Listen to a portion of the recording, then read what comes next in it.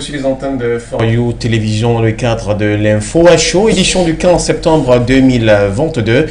L'actualité sur le continent nous conduit du côté de la République centrafricaine où décidément les choses sont sur les rails puisque le projet de la nouvelle constitution est en cours, pour ne pas dire en marche.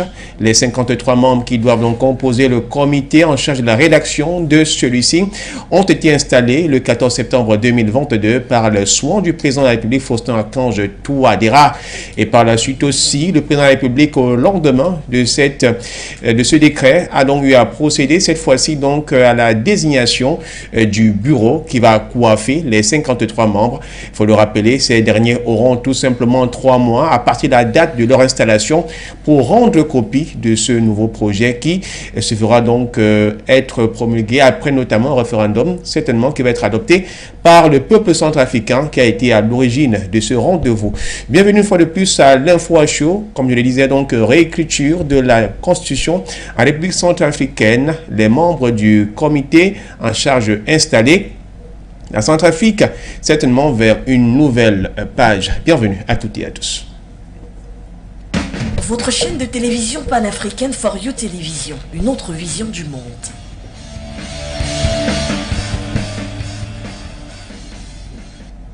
Et pour en parler sur ce sujet, vous êtes attendu, notamment lorsque les contacts sont affichés au bas de l'écran pour une grande avancée de ce pays, longtemps restant enclavé, non seulement par l'aspect technique, puisqu'il n'y a pas de port de ce côté, mais également parce que riche dans son sous-sol, mais n'a jamais eu véritablement à prospérer. Il fallait peut-être qu'un homme arrive sur une forme de messie en Afrique, pourquoi pas, le président Faustin-Archange Touadéra, loin de faire de lui des éloges, mais certainement les preuves sur le terrain le démontrent à suffire. Docteur Yam Timba est avec nous. Il n'aime peut-être pas souvent ce titre de docteur, mais il l'est malheureusement puisque c'est une casquette. Il est pur panafricain. Bonsoir docteur, merci d'avoir accepté notre invitation. Bonsoir à vous, monsieur Moira. Vous savez, nous connaissons très peu de choses de notre propre environnement, même si dans les autres, il pourrait y avoir une certaine reconnaissance. Donc c'est pour ça que j'ai tendance à dire, écoutez, appelons-nous par les noms que nos ancêtres connaissent, et ça ira bien. Mais allez-y, le public a adopté cette appellation, il n'y a aucun souci. Merci justement d'être avec nous, docteur. Vous avez été au cœur de l'action, puisque vous étiez parmi l'équipe, je dirais, tout simplement, tout le staff dynamique de For You Télévision, qui a donc élu domicile en République centrafricaine, et vous avez pratiquement passé une semaine sur les antennes de la télévision nationale à pouvoir faire entendre au peuple centrafricain le bien fondé, notamment de ce qu'ils ont accepté à la base et ce que le président est en train d'implémenter, loin justement des querelles intestines où il y en a toujours qui sont toutefois à une forme d'opposition. La première question avant que nous prenions le reportage qui pourra nous clarifier là-dessus, quand vous êtes arrivé à Bangui, comment est-ce que vous avez trouvé l'atmosphère de ce côté? Tendu, très tendu. Nous avions l'impression qu'il y avait d'un côté la majorité du peuple, parce que tout au moins du corps électoral qui soutenait ce projet, ou qui le soutient encore, puisqu'il y avait 700 000 signatures qui avaient été collectées, et il y avait la représentation nationale qui soutenait le projet, puisque 104 députés sur 140 avaient déjà donné leur assentiment, et les 700 000 signatures étaient tirées parmi le 1 200 000 électeurs que compte le pays. Donc il y avait ce côté-là, et il y avait la société civile qui était carrément acquise parce qu'elle voit les bénéfices en termes de réorganisation structurelle de l'économie, etc. Et il y avait de l'autre côté une frange si vous voulez, des acteurs politiques qui estimaient que ce n'était pas une bonne chose, qu'il ne fallait pas toucher à la Constitution de 2016. Nous aurions été heureux d'en discuter avec ces personnes. Malheureusement, elles ont décidé de ne pas du tout participer au débat, ce qui était dommage parce que le président actuel n'a demandé que ça. Il ne demande que ça, des échanges, que tout le monde puisse participer, afin que, c'est pas que triomphe son camp, non, mais afin que tout le monde contribue, afin que tout le monde puisse apporter sa pierre à l'édification, parce que lui, c'est un professeur, et il estime, en tant que professeur, et il ne pourrait pas se comporter autrement, personne n'a la science infuse. Donc, ces gens qui s'y opposaient étaient invités à venir en débattre. Malheureusement, ils ont refusé de débattre. Et c'était dommage. Est-ce que notre équipe était là pour leur dire aux Centrafricains le bien fondé de ce projet? Un peu, oui, mais beaucoup plus, nous sommes allés apprendre. Nous sommes allés apprendre comment est-ce qu'un peuple, à un moment donné, peut décider de s'organiser pour faire les choses comme lui il le veut. Parce que nous sommes là, je crois que c'est une grande première. Je n'ai pas vu en Afrique un président ratisser aussi large pour dire à tout le monde, à toutes les couches sociales, les autorités traditionnelles, les minorités, les hommes d'affaires, les hommes politiques, les universitaires, tout le monde, les jeunes, etc., les femmes, dire à tout le monde, venez, asseyez-vous, vous êtes la commission. On a demandé à tout le monde d'envoyer des représentants et qui venaient de tous les bords, de la majorité présidentielle, des partis de l'opposition, de la société civile hostile au projet, tout comme de la société civile qui est acquise au projet. Bref, tout le monde, pour que tout le monde puisse contribuer, afin que cette constitution soit la constitution enfin rédigée, pensée d'abord, pensée et rédigée par les Centrafricains eux-mêmes, en espérant peut-être, et c'est une boutade que nous avons soulevée là-bas, qu'ils ne s'appelleront peut-être plus Centrafricains et qu'ils s'appelleront désormais par un nom qu'ils auront choisi eux-mêmes. Parce que ce ne sont pas eux qui ont choisi d'appeler leur pays la République centrafricaine. Ce sont les Français. Et il est peut-être temps qu'ils choisissent eux-mêmes un nom qui vient du tréfonds de leur histoire et du tréfonds de leurs valeurs pour dire ce qu'ils sont. Un peu comme Thomas Sankara l'avait fait avec le Burkina Faso. Et aujourd'hui, quoi que vous fassiez, quoi que vous pensiez des Burkinabés, vous vous dites il y a un arrière-plan d'intégrité qu'il faut toujours avoir quand vous êtes devant un Burkinabé. Voilà, merci. Les 53 membres ont été installés hier du côté de l'hémicycle de l'Assemblée nationale, qui est donc le socle même de la représentativité de toutes les couches sociales, parce que les députés s'y retrouvent. Et le concours du reportage de Bégoudé nous en dit plus pour revenir et en parler avec notre invité. Les membres de la société civile. Cette démarche importante vise à éteindre les foyers de désinformation et de contestation qui criaient à l'exclusivité. Le comité comprend 6 représentants des pouvoirs publics, 7 représentants de l'Assemblée nationale, un représentant du Conseil économique et social, un représentant du Haut Conseil de communication, un représentant de la Haute Autorité chargée de la bonne gouvernance, un représentant du Conseil national de la médiation, ainsi que 7 représentants du parti majoritaire, 4 représentants de l'opposition démocratique, 2 représentants centristes, 3 représentants de la diaspora, soit les continents européens, africains et américains, 3 représentants de confessions religieuses, 10 représentants de la société civile, 5 représentants de l'université de Bangui dans le domaine juridique et des sciences humaines, 3 représentants de la chefferie traditionnelle, ainsi que 3 représentants des minorités. L'équipe, constituée par décret présidentiel, a été officiellement installée ce 14 septembre 2022 à l'hémicycle de l'Assemblée nationale. Dire un président qui a ratissé toutes les couches sociales. Et à 9, vous disiez, il n'y a pas plus démocrate jusqu'à cela. 53 personnes pour penser un projet d'une nouvelle constitution. Toutes les couches concernées sont réunies dans le décret présidentiel. Il y a quelque chose qui se cache derrière le fait qu'on dise tel nombre de représentants, par exemple la représentation nationale, la société civile, etc. Là-dedans, vous trouvez par exemple des géologues, des experts en question minière. Vous trouvez des financiers. Vous trouvez des gens... Pourquoi on va aller chercher des géologues, par exemple, ou des experts en question minière? Parce qu'il faut des gens qui vont contribuer et attirer l'attention du comité sur la protection des ressources de ce pays. Vous allez trouver des financiers parce qu'il faut des gens qui vont expliquer à ce comité pour quelles raisons il faut tenir compte des effets financiers éventuels qui vont arriver.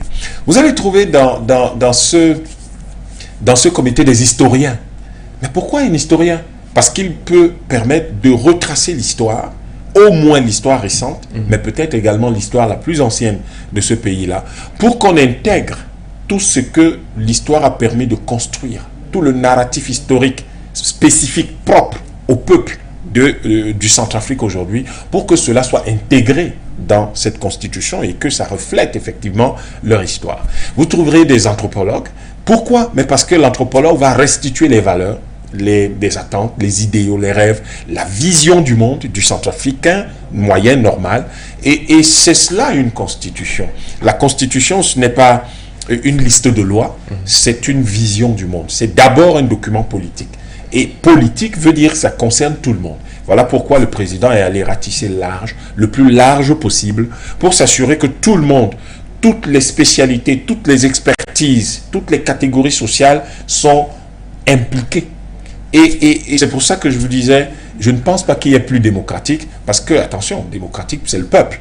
Donc là, nous avons un échantillon du peuple centrafricain qui s'assied, qui réfléchit sur son avenir, sur la façon dont il s'organise en tant qu'État et en tant qu'institution républicaine. Vous avez dit, vous auriez aimé échanger avec notamment ceux de la couche qui n'étaient pas du tout d'accord pour une révision, parce qu'à la base, ça a d'abord été une révision, avant que ça ne passe à une réécriture de la Constitution. Mais vous savez, à un moment donné, le fait qu'il y a une nouvelle Constitution, une nouvelle loi fondamentale, c'est une autre vision, une nouvelle page. Pensez-vous que ces personnes avaient de réelles motivations ou tout simplement c'est la peur d'affronter l'avenir? Je pense qu'il n'y avait pas d'argument réel. Il n'y avait pas quelque chose de construit, de structuré. Lorsque vous avez des personnes dont à mon avis, on peut croire sincèrement, c'est des Centrafricains. Donc, ils ont certainement une certaine vision de leur pays. Ils pensent que leur pays devrait être organisé d'une certaine manière. Mais la question qu'on va quand même se poser, c'est est-ce que cette façon de voir le Centrafrique aujourd'hui permet à ce pays d'avancer? Et c'est à partir de cette interrogation que nous allons donc évaluer un certain nombre de points. Le premier point, est-ce que le pays peut être efficacement géré avec la Constitution de 2016? Clairement, non. Compte tenu des incohérences internes, compte tenu de ce que cela conduit presque très souvent au blocage du travail des initiatives de l'exécutif, parce que finalement, un président de la République qui nomme un ministre, mais pour que ce ministre, au fond, lorsque vous co-signez un document avec quelqu'un, ça veut dire que vous le validez. Pour que ce ministre vienne valider l'initiative. On peut voir en image chaque décret que le président est en train de promulguer. Il faudrait qu'il y ait des co-signataires. Voilà, il faut que le Premier ministre co-signe, il faut que le ministre sectoriel co-signe. Ça n'aide pas un président de la République à avancer. Et un président de la République n'a pas à faire valider ce qu'il décide de faire pour son pays par un ministre qu'il nomme. Parce que le ministre ou le Premier ministre, dans le cas d'espèce, n'ont pas de mandat. Ils n'ont aucun mandat populaire, donc ils n'ont pas à valider les actes du président dans la mesure où ce ne sont pas eux qui vont défendre le bilan du président à la fin de son mandat. Pire, vous avez le fait que pour un simple règlement, c'est-à-dire un acte administratif par exemple que peut prendre le président, eh bien la Cour constitutionnelle peut s'en saisir et décider que ce n'est pas que c'est anticonstitutionnel, quelque chose comme ça. D'ailleurs, en ce moment, vous avez le fameux décret qui institue ce comité qui est à l'examen, qui a été soumis à l'examen de la Cour constitutionnelle. Mais c'est quand même, ça veut dire que le président n'est pas président, il ne préside rien du tout. En fait, vous avez une foule de gens autour du président qui ne sont pas élus du tout, qui n'ont aucun mandat, et ce sont eux qui décident. Parce que si la Cour constitutionnelle rend une décision, elle est susceptible de recours. C'est fini, c'est terminé, vous n'allez pas pouvoir y recourir. Et vous avez de l'autre côté des personnes que le président nomme lui-même. D'ailleurs, même la Cour constitutionnelle, c'est le cas, il nomme. Et ce sont ces personnes qui, en dernier ressort, décident, valident ce qui doit être fait ou pas. Mais finalement, le président, lui, il fait quoi? Il sert à quoi? Si il n'a aucune initiative à prendre, s'il ne peut même pas signer un contrat, s'il ne peut pas initier un programme, etc. Donc vous avez ce type d'incohérence et vous avez d'autres choses dans le cadre, par exemple, de cette constitution qui sont liées même, sont même le texte lui-même, qui sont liées à la façon dont cette constitution avait été, à l'époque, rédigée, avec sous la supervision active et sous le regard attentif et dirigiste de l'ambassadeur de France de l'époque, mais ce n'est pas une constitution, c'est un acte, c'est tout simplement un acte d'administration coloniale de la France. Et un pays qui veut être indépendant, souverain, ne peut pas accepter de vivre avec un acte d'administration coloniale d'un autre pays qui le pille d'ailleurs et qui l'empêche de se développer. Et je crois que c'est cela qui pose problème dans l'attitude de ceux qui sont contre. Alors que le fond si vous voulez, de la bataille politique ne se trouve pas là. La bataille politique se trouve après dans le fait de convaincre le peuple, de leur donner un mandat pour qu'ils puissent diriger le pays. Et la nouvelle constitution, clairement, a pour objectif de permettre au pays d'avoir des institutions équilibrées et une architecture politique saine. C'est ça qui va permettre que, par exemple, le projet Sango réussisse. C'est ça qui va permettre, si on dit que le projet Sango réussisse, ça veut dire que les promesses électorales du président puissent réussir, ça veut dire qu'on va construire 2000 km de voies ferrées. Ce n'est pas le président qui va utiliser, ce n'est pas une voie ferrée privée pour le président de la République. C'est de construire 5000 km de routes. Ce n'est pas des routes goudronnées, des routes, de bonnes routes à usage privé du président. De construire une ville universitaire à Damara, ce n'est pas à usage privé du président, c'est de construire Crypto Island, de faire fonctionner la monnaie nationale, qui est donc le Sango Coin, c'est la monnaie nationale numérique. Ce n'est pas à l'usage privé du président, c'est pour tous les Centrafricains et c'est pour qu'ils puissent vivre mieux. Ça qui va permettre de mener à bien le processus de tokenisation de toutes les ressources du Centrafrique. Ce n'est pas pour l'usage privé du président, c'est pour que tous les Centrafricains vivent bien. Une ressource tokenisée garantit des revenus permanents, perpétuels à ceux qui en sont les initiateurs, à ceux qui en sont les propriétaires. Ce n'est pas le président qui va être le propriétaire de tout le Centrafrique, mais c'est tous les Centrafricains en fonction de chacun là où il se trouve. Et donc, en réalité, compte tenu de tout cela, il faut que le pays ait un cadre, une loi fondamentale qui assure au pays la possibilité de réaliser tout cela. Et le pays a quand même besoin de se protéger parce que cette constitution ne protège pas les ressources naturelles du pays. Je vais vous dire quelque chose. À ce jour, il y a 16% du territoire de ce pays qui a été prospecté. Et ça représente 1 800 000 milliards de francs CFA. Seulement les 16% de territoires qui ont été prospectés sur les 97% que le gouvernement a déjà réussi à pacifier, et je crois que les 100% ce sera pour bientôt. Alors 16%, 3 000 milliards de dollars, 1 800 000 milliards de francs CFA. Dans le contexte actuel avec le franc CFA et la présence de la MINUSCA, la mainmise de la France, ça signifierait simplement que si on lance l'exploitation de ces minéraux, eh bien la France va recevoir 1500 milliards de dollars américains venant de Centrafrique, c'est-à-dire 900 000 milliards de francs CFA par le fait des mécanismes du franc CFA. Les Centrafricains n'auront rien du tout. Et le président explique aux Centrafricains à travers son discours de manière indirecte, en tout cas il faut le comprendre entre les lignes, que chaque Centrafricain au jour d'aujourd'hui a une fortune, les 6 millions là, chacun a une fortune immédiate de 300 millions de francs CFA. 300 millions. On n'a encore rien fait, mais chacun a une fortune potentielle de 300 millions de francs CFA. Si on lance l'industrialisation, son plan de 42 milliards de dollars, ils vont atteindre 6 milliards de francs CFA de fortune individuelle. Ce n'est pas pour le président. Ce n'est pas pour lui tailler une constitution à sa mesure. Ce n'est pas pour faire un texte pour lui. C'est pour s'assurer qu'il met en place un cadre de gestion du Centrafrique qui permettra à ce pays de réaliser ce qu'il leur a promis pendant sa campagne, un miracle économique. Et justement, quand on vous entend parler, on a bien envie, c'est vrai que c'est une question forcément qui trouve sa réponse à ce que vous avez eu à dire. L'heure était à ce que le Centrafrique puisse prendre une nouvelle directive, eu égard de ce que le pays a traversé durant une certaine époque. Et il fallait peut-être qu'il y ait des hommes qui puissent prendre le destin du pays. Mais c'est clair, et il est temps. Je crois que ce n'est pas seulement, le moment n'est pas seulement arrivé pour le Centrafrique, c'est pour tous les pays dans lesquels on parle le français et utilise le franc CFA. Il faut changer, il faut prendre enfin les choses en main. Et si on veut prendre les choses en main, si on veut sortir, que le franc CFA n'est plus cours légal, le Centrafrique n'est pas allé jusque-là, mais si on veut se débarrasser du franc CFA, si on veut pouvoir vendre ses propres matières premières soi-même, si on veut développer son pays, il est temps que nos peuples s'asseyent, rédigent des lois fondamentales qui reflètent leurs usages, leurs coutumes, leurs traditions, leurs valeurs, et à partir et qui, si vous voulez, et qui disent clairement que ces peuples-là se sentent désormais souverains, libres, indépendants. Il est important qu'on en arrive là. Et je crois que certains n'ont pas encore très bien compris à quel moment de l'histoire nous sommes. Et je les comprends. Je les comprends fort bien d'ailleurs, parce que lorsqu'on se souvient de tout le discours qui a conduit à la création des États néocoloniaux dans lesquels nous vivons aujourd'hui, eh bien, je les comprends fort bien. Je comprends fort bien qu'ils soient des évolués, qu'ils soient des assimilés.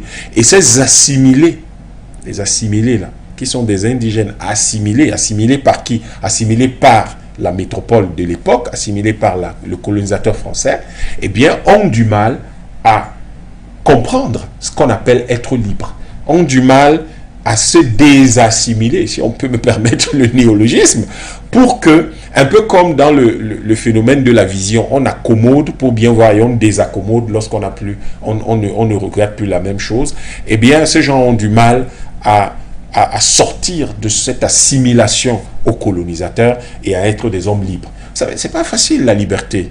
La liberté, ça demande la responsabilité, ça demande un certain type de personnalité. Tout le monde n'a pas ce type de personnalité. Et donc, vous allez avoir des gens comme ceux-là qui vont penser qu'ils ne peuvent être libres qu'en restant dans le précaré français. Sauf que ce n'est pas être libre, c'est être proprement un esclave, tout simplement.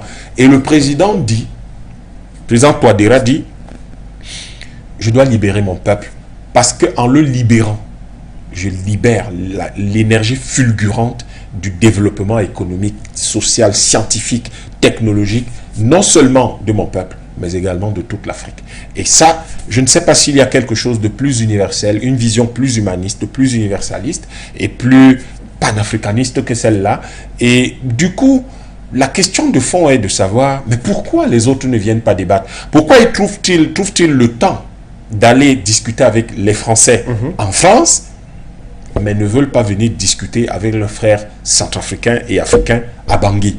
Donc, on comprend très bien à qui chacun rend compte, on comprend très bien de qui chacun se soucie, et peut-être là est le vrai problème du Centrafrique aujourd'hui. Mais vraiment, on avait s'interroger, docteur Iyam Timba, comment comprendre qu'un État qui regorge un sous-sol, vous avez tout simplement essayé de faire une esquisse de 16%, on est dans des milliards de francs au point qu'on a du mal même à trouver les chiffres exacts, puisse vivre pendant un long moment une situation comme celle-là, et pendant que l'on cherche des voies et des moyens pour que des Centrafricains puissent se porter dans une bonne condition. Il y en a qui voudraient toujours tirer la corde pour que le pays reste toujours en contrebas. Est-ce que, dans un sens, vraiment pour toute personne qui aime son pays, parce qu'au départ on dit toujours qu'on a une volonté de vouloir que ça marche bien pour son pays, mais à ce niveau, est-ce que c'est toujours la question du pouvoir, détenir le pouvoir des uns et des autres, être à la place des X sans toutefois reconnaître le mérite? Alors, vous soulevez plusieurs problèmes dans votre question. Le premier problème, c'est pourquoi le Centrafrique est toujours dans cet état alors que potentiellement c'est très riche. Mais parce que vous avez une division du travail au niveau mondial qui est voulue par le capitalisme occidental, qui a été créé par l'ethnie européenne en Europe. Et ce capitalisme exploite les hommes et les richesses, exploite les hommes dans son environnement natif qui est dans l'Europe, mais il prend une forme internationale qu'on va donc appeler l'impérialisme et qui, dans le cas présent, s'appelle le colonialisme. Pourquoi? Parce que le capitalisme a besoin de 2 ou 3 choses fondamentales. La première, c'est de s'assurer que les matières premières sont presque gratuites. Voilà pourquoi la France a mis en place le système du franc CFA. Grâce à cela, la France a une compétitivité indue. Parce qu'en fait, elle donne l'impression de produire et d'être une grande puissance, mais elle ne l'est pas, puisque les matières premières qu'elle utilise, qu'elle puise dans les pays de l'Afrique où on parle le français et utilise le franc CFA, c'est gratuit. Quand vous vendez, elle écrit. Mais quand elle achète au Ghana, elle paye. Elle verse effectivement quelque chose. Elle verse la contrepartie. Mais quand elle prend au Cameroun, en Centrafrique, à RCA, au Sénégal, elle écrit simplement quelque part qu'elle a pris. Et les pays ne perçoivent pas ça. Ces pays sont censés recevoir 50%.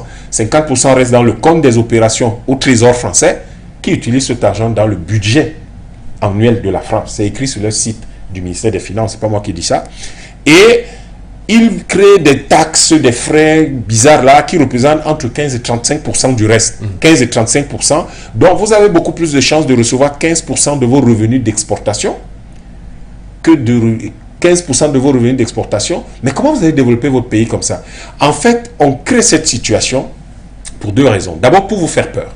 Vous devez tout le temps avoir peur. Vous devez craindre la France parce qu'en la craignant, vous ne pouvez pas vous libérer.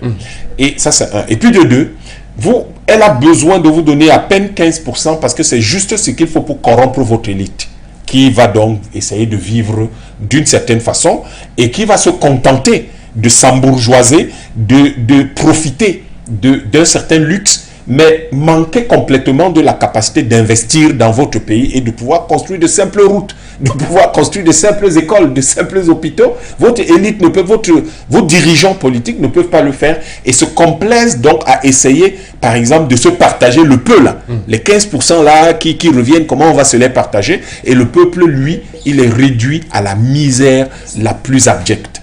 Donc, c'est cette division internationale du travail qui fait que, en fait, vous avez des pays extrêmement riches, potentiellement, mais qui ne le sont pas. Sauf que, dans le cas de l'Afrique, c'est quelque chose de bizarre, il n'y a pas que ça. Et ça, c'est le deuxième problème que votre question soulève. L'Afrique subit un vol du fait du capitalisme international, et ce vol-là est illustré par le fait que l'année dernière, on a extrait de ce continent 33 milliards de tonnes de matières premières. Ce qui représente 33% des matières premières exportées dans le monde. Sauf que l'Afrique n'a pas vu passer un franc. 33 milliards de tonnes de matières premières, si vous payez 1 kilo de matières premières à $1, vous savez que c'est pas vrai. Le kilo de cacao coûte plus cher, le kilo de café aussi. Alors l'Afrique aurait dû recevoir 33 000 milliards de dollars. L'année dernière, en 2021, je ne parle pas de choses potentielles, je parle de choses qui ont eu lieu. 33 000 milliards de dollars, c'est presque 2 fois le PIB de l'Union européenne, c'est 1,5 fois celui des États-Unis ou celui de la Chine. Où est passé l'argent? Sauf qu'en 2021, la Banque mondiale et le FMI disent que l'Afrique, c'est 6 700 milliards de PIB. Même la zone Afrique centrale, les 11 pays de la CEAC, n'ont fait que 571 milliards de dollars de PIB, alors que ces gens-là auraient dû percevoir 7 500 milliards de dollars, c'est-à-dire un peu plus que le PIB du Japon. Où est passé l'argent? Donc, vous avez d'une part la division internationale du travail qui réduit nos pays à être des réservoirs de matières premières et des débouchés pour les produits bon marché des nations capitalistes industrialisées et qui empêche donc nos pays de s'industrialiser et de développer de la technologie. Et d'autre part, vous avez par ce fait-là le commerce international des matières premières. Donc, au rôle de producteur, nous sommes réduits au rôle de producteur. Ce commerce international pille nos ressources et nous ne recevons même pas la valeur de la contrepartie de ces ressources-là. C'est pour ça que des pays comme le Centrafrique, immensément riches, incroyablement riches, sont très pauvres. Et on entretient donc ce qu'on appelle des assimilés au pouvoir, des espèces d'indigènes assimilés ou d'indigènes évolués, comme dirait Jean-Vieux Onana. Et ces gens-là se complaisent à essayer de vivre comme des seigneurs français du XVIIe siècle et ils ne font rien pour leur peuple. C'est pauvre, c'est sale, c'est pas bien éduqué parce que tout le monde se complaît en fait à faire ce qu'il veut. Et cette série de problèmes en arrive au dernier problème que vous soulevez dans votre question. Ce problème, c'est lequel? C'est celui de pour quelles raisons, finalement, certains s'opposent au développement de leur pays. Mais parce que lorsque vous avez été entretenu pendant longtemps avec du lait, vous avez quand même beaucoup de mal à manger du macabo. Donc, le macabo, ça veut dire que vous n'êtes plus un bébé, vous êtes désormais un homme. Alors, vous avez celui qui a bu du lait tout le temps, a du mal à manger. Donc, vous avez en fait une frange de la politique africaine qui est restée, si vous voulez, dans l'enfance. C'est des espèces de personnes qui ne savent pas ce que c'est qu'être libre. Commencer à manger du macabo, c'est devenir libre. Parce qu'on le découpe soi-même, on le porte à sa bouche, alors que le lait, on vous met le sein dans la bouche. Là, vous devenez libre. Ces gens ne savent pas ce que c'est qu'être libre. Et c'est ça le capitalisme international, c'est ça le colonialisme, parce que le colonialisme n'est que la forme internationale de l'impérialisme, du capitalisme occidental, c'est la forme internationale de son impérialisme. Ça, ce sont des choses qui empêchent ces pays sérieux, où les gens travaillent dur. Il faut aller dans les rues de Centrafrique pour voir comment ces gens travaillent dur. Il faut aller dans les bureaux de Centrafrique pour voir comment les gens essayent de faire avancer les choses. Et malheureusement, ce système international qui aspire, qui siphonne toute la valeur ajoutée que ces gens-là peuvent produire via le franc CFA et qui bloque le développement de ce pays via la division du travail international due au capitalisme, fait que ce pays-là se retrouve dans un chaos total parce que, en fait, c'est la stratégie du chaos qui permet au capitalisme international de tirer les marrons du feu. Et après, ils vont donc quand même mettre en place un chaos contrôlé à travers des choses comme la MINUSCA, qui a quand même, par exemple, dans le cas du Centrafrique, 2 fois le budget de l'État centrafricain, où on a 2 commandants en chef, c'est-à-dire qu'on a le président de la République qui est le commandant en chef, et puis il y a un autre type là qui est commandant en chef de la MINUSCA, c'est-à-dire une armée de 17 000 hommes, presque aussi importante que l'armée du Centrafrique. C'est quoi cette affaire? Vous avez 2 commandants en chef dans un pays, ça n'existe pas. Et dans un pays, il y a un seul commandant en chef. Et voilà pourquoi nous avons demandé, pendant notre séjour, que la MINUSCA soit mise sous commandement direct du président de la République et du chef d'état-major des armées, et que le budget de la MINUSCA soit géré par le président de la République en tant qu'ordonnateur principal. Alors, est-ce que l'ONU va nous entendre? Est-ce que l'ONU va comprendre ce discours, qui est un discours de paix, qui est un discours de concorde internationale, qui est un discours humaniste? Est-ce que l'ONU va le comprendre? S'il ne le comprend pas, on saura que l'ONU n'aime pas la paix, que l'ONU n'est pas humaniste, que l'ONU ne veut pas du tout la concorde internationale. Mais si l'ONU nous comprend, eh bien nous serons obligés de nous rendre compte que l'ONU écoute, que l'ONU veut la paix dans le monde, et que c'est un instrument où les gens commencent à comprendre que l'hégémonie américaine et occidentale sur ces institutions devrait cesser pour que le monde vive de plus en plus dans la paix et dans une prospérité partagée. Voilà. Il y a 2 points sur lesquels nous allons revenir avant de sortir de cette émission. On espère que le temps va nous le permettre. Juste le temps de rappeler à nos téléspectateurs que vos interventions peuvent être prises, donc une possibilité. Il est vrai qu'on a l'impression que nous suivons un cours magistral de la part du docteur Yam Timba, mais c'est très important d'être éclairé sur cette question du Centrafrique. Le plus 237 693 589 668, ou encore Skype for You TV, et même au plus 64 9 889 05 26. Avec le concours de la réalisation, je voudrais, docteur, que nous ayons un peu de voir le décret qui a apporté donc au commande le bureau exécutif en charge de ces 53 membres. Il y a forcément des noms que vous pourrez connaître le temps de votre séjour où vous avez été.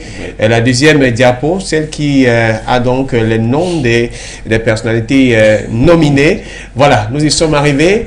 On a un bureau, et ce bureau, on a en tête une personnalité qui, au regard de ce que nous pouvons voir, quand on regarde des décrets et autres, c'est un travailleur. Il y a le premier vice-président de l'Assemblée nationale, l'honorable Évariste Ngamana, qui est également porte-parole du MCU, le parti de la majorité. Quand vous regardez, forcément, vous avez pu parcourir le dit décret. Tout à fait. Quel est le regard que vous portez? Mais écoutez, je pense que nous avons là un choix. Qu'a fait le président? Donc, je pense qu'il y a des choses il fallait bien que quelqu'un dirige cette commission. On ne crée pas une commission où il n'y a pas de chef. Il fallait que quelqu'un dirige cette commission.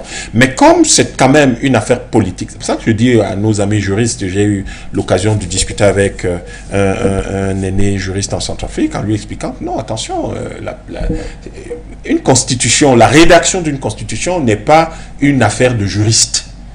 Pas une affaire de juriste. On a là quelqu'un dont la casquette essentielle dans cette commission, c'est que c'est un représentant du peuple. Ça veut dire que c'est une commission éminemment politique. Ce n'est pas une commission de juriste, une commission juridique, non. C'est une commission éminemment politique. Il s'agit de la vision du monde du gouvernement actuel, du président actuel. C'est pour ça qu'elle est présidée par un homme politique, pas par un juriste. Parce que ce n'est pas du tout une liste de lois qu'on va, une liste d'articles qu'on va rédiger. C'est la vision politique, c'est les valeurs, les attentes, les aspirations, les us et les coutumes des Centrafricains qui vont être couchés sur ce papier. Il faudrait d'ailleurs à ce niveau donc interpeller les uns et les autres que ce n'est pas le parti de la majorité présidentielle qui est en train de prendre acte, mais c'est l'ensemble des différentes couches. Est-ce qu'il pourrait arriver que pendant le cas de la rédaction de ce projet de la nouvelle constitution, vu qu'il y a plusieurs sensibilités, on puisse arriver à un moment que l'on ne s'entende pas sur certaines questions et qu'il faudrait peut-être procéder à une forme, je dirais, d'assise, autre assise, pendant que la grande est en train de se faire?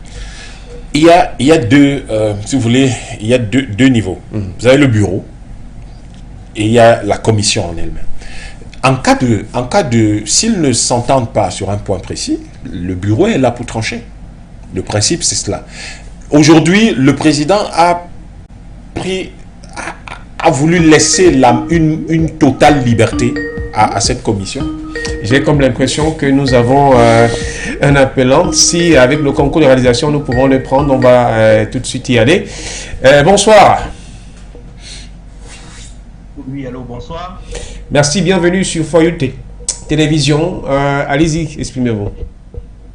Oui, merci pour cette séquence d'informations et bonsoir au professeur Yamtimba. Je ne sais pas s'il est professeur, mais bon, tellement il distille très bien sa pensée qu'on a l'impression qu'on est dans un cours magistral.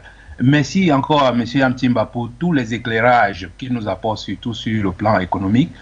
Moi, j'aimerais vraiment souligner un aspect très important dans cette modification de la Constitution. C'est vrai que depuis plus d'une semaine, vous nous avez expliqué en long et en large la nécessité de modifier cette Constitution. Mais il y a un point qui est très nuisible à toute cette modification, c'est la durée du mandat. Et moi, je pense que c'est vraiment quelque chose sur lequel le président Touadéra doit se pencher avec beaucoup de prudence. Parce que c'est l'occasion que les gens vont saisir pour le taxer de dictateur et menacer de déstabiliser la RCA. Moi, à mon avis, si je peux donner un conseil au président Touadéra, c'est de faire comme le président Poutine. Puisqu'il arrivera à la fin de ses 2 mandats, il peut former quelqu'un. En fait, il y a des gens capables dans son équipe là pour diriger la RCA le temps qu'ils viennent se représenter. Car le programme qu'il a lancé, effectivement, c'est un programme, si ça peut se dérouler au moins sur 15 ans, va faire décoller la RCA. Voilà ce que je souhaitais dire. Vraiment, sur ce bémol-là, c'est un piège sur lequel les gens peuvent bondir pour déstabiliser la RCA, la durée du mandat. Il faudra vraiment gérer ça dans la modification de cette constitution. Voilà ce que je souhaitais dire. Merci de m'avoir écouté. Concis et précis. Docteur, je pense que vous avez un élément à soulever. Oui. Avant de continuer sur ce que je disais, mais écoutez, il a absolument raison. Malheureusement, je n'ai pas retenu son nom. Oui, je m'en excuse. Il n'a pas le temps de s'exprimer, de se présenter. Je m'en excuse vraiment. Ah, d'accord, il n'a pas donné son nom. Oui. Ah, d'accord, je croyais que je ne l'avais pas retenu. D'accord. Mais il comprend que j'aurais aimé l'appeler par son nom. Donc, c'est effectivement un point qui semble susciter beaucoup de controverses. Et je crois que sa suggestion, elle est intéressante. Et aujourd'hui, le président, je crois que c'est l'une des choses les plus intéressantes en Centrafrique aujourd'hui. Il y a comme un casting spécial, quelque chose qui arrive à un moment donné dans l'histoire de ce pays, qui fait que le président a autour de lui quand même un certain nombre de personnes qui comprennent, qui sont valables et qui peuvent faire avancer le pays. Et qui veulent faire avancer le pays et travaillent à le faire avancer. Donc, je crois qu'ils sauront trouver, dans le cadre des structures politiques de leur parti, la bonne voie. Mais cette manière de faire a semblé réussir à la Russie. Pourquoi ne réussirait-elle pas au Centrafrique? Et donc, je disais, avant que notre ami n'intervienne, que le président a laissé la liberté à la commission de s'organiser. Mais je crois que sur le principe, normalement, le bureau devra trancher quand il y aura un blocage. On le signale encore un autre appel. Il faudrait peut-être dire que ce sera le dernier parce qu'on aura une petite note de fin avec le docteur toutefois avant de se quitter. Bonsoir, bienvenue, présentez-vous. Bonsoir tout le monde, Marie Poto Ramadan. Je salue le docteur Yann Chiba et je le remercie pour son analyse. Je rebondis par rapport à l'appelant qui vient de passer parce que beaucoup ont déjà suggéré cela par rapport au mandat du président et que s'il pouvait faire comme Poutine. Non, la RCA a connu beaucoup de coups d'État. La RCA vient de très loin. Nous avons reculé de plus de 60 ans. Quand il s'agit d'utiliser quelqu'un pour tuer son frère africain, c'est l'Africain même qu'on utilise. Autour du président, à dire que même s'il avait confiance en quelqu'un, quand la personne prend largement confiance, elle va forcément vouloir le déstabiliser ou même l'abattre. Donc moi, histoire de laisser quelqu'un venir prendre sa place 2 ans, 1 an, ce que lui revienne, en Afrique, il n'y a pas ça. Déjà que notre durée de vie est très courte, on n'a pas toute la chance de vivre comme le président Mugabe ou la reine d'Angleterre. Non, on meurt très vite en Afrique. Et quand il y a des idées comme ça à faire avancer, il faut le faire très rapidement. Donc je vois mal un ancien Premier ministre ou un ancien proche au président prendre le pouvoir 5 ans et vouloir le laisser revenir. Ça, Bangila, excusez-moi, ça, c'est pas possible. Donc il n'est pas question que quelqu'un revienne. Soit il finit son mandat actuel, il libère la place. Après, s'il y a une nouvelle constitution qui est là et qui veut revenir, parce que le compteur sera remis à 0, ce sera autre chose. Mais que quelqu'un vienne et parte, non. Il a eu des PM, il a eu des ministres en qui il a eu confiance. La plupart de ceux qui, c'est-à-dire dont il s'est débarrassé poliment ou bien comment, l'ont trahi. Beaucoup de ces anciens premiers ministres, je répète, et ministres qui sont partis, l'ont trahi. Mais il les couvre pour ne pas que ce qu'ils ont fait soit connu. Je viens à peine de Bangui. Je sais à peu près quel PM, c'est-à-dire Premier ministre, et quel ministre dont il s'est débarrassé, dont il a eu peut-être un peu trop confiance, l'ont trahi. Donc, soit il finit son mandat et il s'en va, soit il revient, mais pas question qu'un autre vienne prendre sa place et le laisser revenir. Ça ne se fera pas. Merci beaucoup, Marie Poto Ramadan. Également à vous, il faudrait dire que votre même discours est tenu par quelques internautes qui soulignent qu'on n'est pas en Russie et qu'il ne faudrait pas faire non seulement du papier collé et qu'il faudrait uniquement faire confiance à une personne qui est patriote, sinon on rentrera en arrière, des craintes énormes parce que toute personne n'est pas le professeur Touadéra. Mais en fait, il y a mieux. Là, j'étais en train de vous dire pourquoi est-ce que ça ne réussirait pas au Centrafrique. C'est une première hypothèse. L'autre hypothèse, c'est que de toutes les façons, le bureau politique du mouvement présidentiel trouvera la bonne solution. Mais la chose qui paraît poindre à l'horizon, c'est que si on a une nouvelle constitution aujourd'hui, est-ce que le mandat présidentiel en cours sera encore valide? Dans ce cas, l'arrivée d'une nouvelle constitution pourrait signifier qu'il y ait de nouvelles élections. Et s'il y a de nouvelles élections, eh bien, ça donnera donc au président la possibilité d'aller vendre à nouveau son projet au peuple et de lui dire, de lui demander, de lui accorder un peu plus de temps. Nous sommes presque arrivés au thème parce qu'il y a un journal qui doit se produire. Dr Yam Timba, merci infiniment d'avoir pris de la peine pour que nous échangions sur cette question du projet de la nouvelle constitution de la République centrafricaine. C'est moi qui vous remercie de m'avoir donné l'opportunité de parler à nouveau de ce projet-là. Madame, Monsieur, nous sommes arrivés au terme de l'info à chaud pour cette édition.